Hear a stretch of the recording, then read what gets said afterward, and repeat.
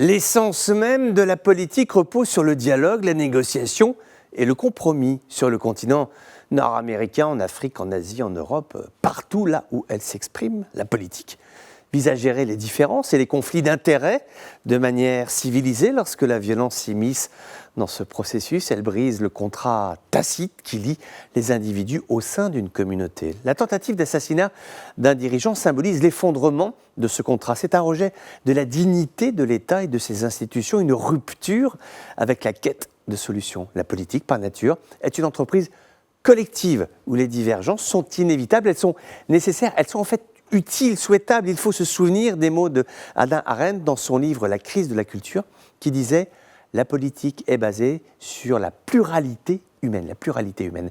La violence politique nie cette pluralité, elle nie la capacité des individus à coexister. L'histoire regorge d'exemples où la violence a mené à la destruction de sociétés. L'assassinat de Jules César en 1944 avant Jésus-Christ, par exemple, a plongé Rome dans une série de guerres civiles qui ont marqué la fin de la Grande République romaine. De même, l'assassinat de l'archiduc François Ferdinand en 1914 a déclenché la Première Guerre mondiale, conflit dévastateur qui a remodelé le monde de façon profonde et surtout de façon tout à fait tragique. Ces événements montrent comment la violence politique, loin de résoudre les problèmes, crée de nouvelles difficultés et encore plus graves. À chaque fois, cela repose sur l'idée que l'élimination de X ou de Y peut, d'un coup de fusil, résoudre tous les problèmes. Comme ça, d'un coup de claquement de doigts, d'un claquement de culasse. Karl Popper disait « Toute tentative pour réaliser le paradis sur Terre est vouée à produire l'enfer sur Terre ». Les tentatives d'assassinat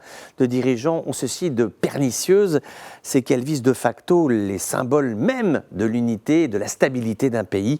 Les dirigeants, qu'ils soient élus ou non, représentent l'autorité légitime de l'État.